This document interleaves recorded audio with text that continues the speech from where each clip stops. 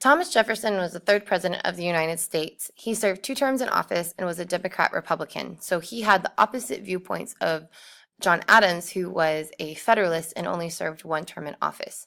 He was also John Adams' vice president and took over after Adams. The two did not get along very well at all. So when Thomas Jefferson became the president, he was a Democrat Republican, and he believed in uh, what he called Jeffersonian democracy, and it was just his viewpoint on how the government should be run.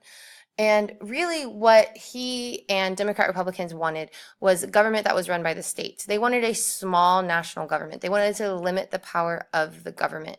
And they wanted the nation to be kind of like a bunch of small farms. They believed in states' rights, where the states had more power than the national government. So, kind of similar to what we had with the Articles of Confederation, where the states ran everything. It's just because Thomas Jefferson and supporters of the Democrat-Republican parties were still very fearful that the United States government was going to be too powerful. And if you remember from John Adams, he kind of started to overexert his power as president, like when he passed the Alien and Sedition Acts and made it illegal to say things about the government. That was big government. That was a lot of power that the government shouldn't have had at all. So when Jefferson became president, he tried to really tighten down and keep the national government from having too much power. And so this idea is known as Jeffersonian democracy, where the states have the power. Now, when Thomas Jefferson came into office, he had to automatically start dealing with some issues that John Adams had kind of left. And one of the jobs of the president is to appoint judges to higher courts and like the Supreme Court and higher up courts in the judicial branch. And that's part of that checks and balances, because the president gets to appoint the judges and then the Congress gets to approve them. So John Adams had actually appointed a lot of Federalist judges to the higher courts while he was in office. But the thing with that is that the judges have to be approved while the president is in office. And some of the appointments did not get approved before Adams left office. And so one of those was going to be William Marbury. William Marbury was supposed to be a judge, and he did not get his appointment in time. And so he kind of feels really upset about that. And so what really happened was that John Adams had attempted to try and appoint William Marbury as Justice of the Peace, but failed to complete the formal appointment before his presidency was terminated. And since Adams was a member of the Federalist Party, he was trying to appoint as many of his fellow Federalists to the branches of the government as he could, so that the Federalist political party would have power. It's kind of like in today's government, the Republicans are trying to appoint as many Republicans as possible to the government so that the Republicans have more power than the Democrats do. So this is something that's been going on throughout history. So Marbury versus Madison deals with the process of appointing these high-ranking government officials. And so an official appointment had to be made while the president was in office. And so William Marbury's appointment was not completed in this time frame. So John Adams' presidency ended before he could formally appoint William Marbury. So frustrated and upset that his appointment was suspended because he didn't get it done in time, William Marbury took his case to the Supreme Court. And he felt that because he was appointed to the judge, even though his commission was not signed by John Adams, that that Thomas Jefferson, the new president, should approve his appointment. So the case goes to the Supreme Court, and the Supreme Court rules that that this law that allowed, the Judiciary Act that allowed for the judges to be appointed to higher courts, was unconstitutional. And the reason why it was unconstitutional is because one branch of the federal government can't force another branch of the federal government to do something, because that would give that government too much power. So while it was okay that the president appointed the judge, the Supreme Court could not make the next president approve that appointment. And so William Marbury, sad guy, did not get to keep his job. But the big important thing about the case of Marbury versus Madison is it established something called judicial review. And that is something that's super important. That's where the Supreme Court looks at cases and decides if they are fair or not fair, or constitutional or unconstitutional. And so after the case of Marbury versus Madison, the Supreme Court's used this idea of judicial review over and over and over again. So judicial review is super, super important. And so it's where the Supreme Court and the judicial branch can declare laws unconstitutional. So right off the bat, that's what Thomas Jefferson had to deal with while he was in office. Now, another big issue that Thomas Jefferson dealt with was the Louisiana Purchase.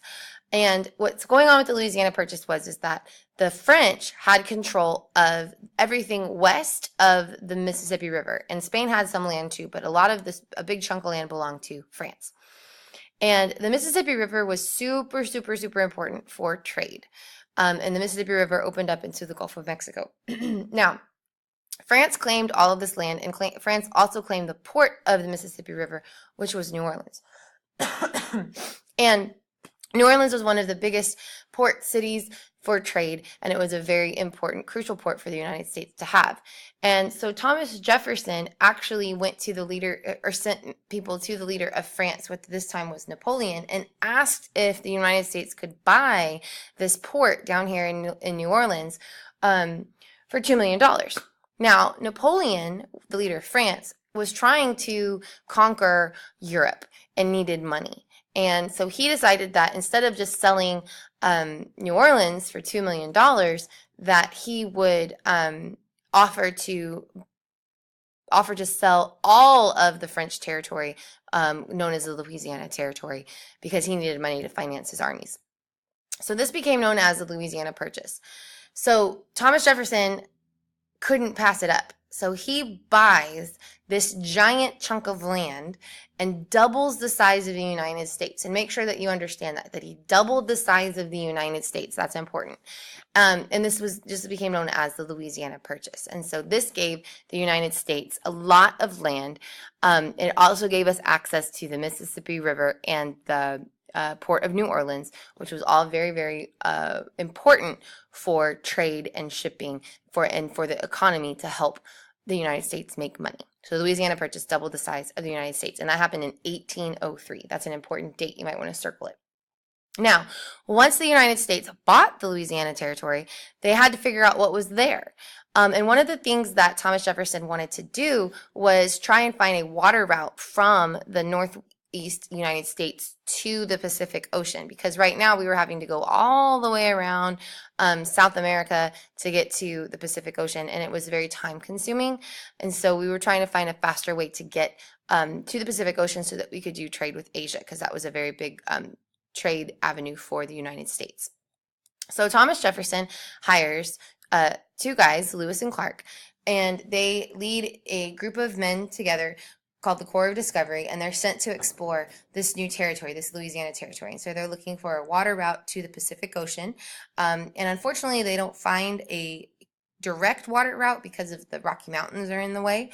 But they do successfully make it to the Pacific Ocean. It takes them 1.5 years to get to the Pacific Ocean, and then it takes them 6 months to come back to St. Louis.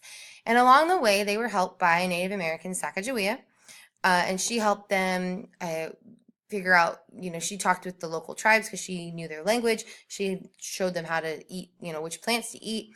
And she was very, very beneficial in helping them find their way to the Pacific Ocean and back. And they also brought back lots of plant species and animal species that had never been discovered before, because a lot of people still thought that dinosaurs were roaming around in that area. They had no clue what was over there. So Lewis and Clark were very important into opening up the West. And because Lewis and Clark going west and exploring, it's kind of going to open up the idea of America moving west as we get further into that unit. So the Louisiana Purchase was in 1803, and then Lewis and Clark and Sacagawea explored that new territory. So that was a good thing that Thomas Jefferson did by purchasing that land. The last thing that Thomas Jefferson did while he was in office was pass the Embargo Act of 1807, and this is actually going to hurt him as president. It's going to make him very unpopular, and he's going to end up hating the presidency so much that when he dies, he refuses to let them put it on his headstone because of this law. So England and France are at war. They've been at war since John Adams was in office. Remember with the XYZ affair, France was attacking our ships. We were trying to stay neutral. So Thomas Jefferson, again, is trying to stay neutral because he's trying to follow Washington's advice and not get drugged down into all of the issues that other countries are having. The problem is that both countries begin attacking our ships. When we sail to France, England attacks our ships. When we sail to England, France attacks our ships. And so it's the same thing that happened with John Adams. And so John Adams had sent men to try and get the French to stop attacking our ships. Thomas Jefferson decides to pass a law called the Embargo Act. So because both countries were attacking our ships, he said, you know what? We're going to shut off trade with all foreign countries. So instead of trying to negotiate, instead of trying to deal with the issue, he just shuts down the United States for trade and shipping. Now, the reason why that's bad is because it killed our economy. So much of the United States money, so much of the United States revenue came from shipping. It was super important that we ship to England, that we ship to France, that we ship to the rest of Europe. And by closing down that port, by closing down that shipping, it killed our economy. It made us go deep into debt, made us have an economic depression where we lost a lot of money, and it made Jefferson very unpopular. And so this Embargo Act was a terrible plan. It didn't work. France and England were still attacking our ships, and it really just put a sour note on his presidency. So even though he did serve 2 terms, he kind of left the presidency on a wrong note. So that was what Thomas Jefferson did while he was in office.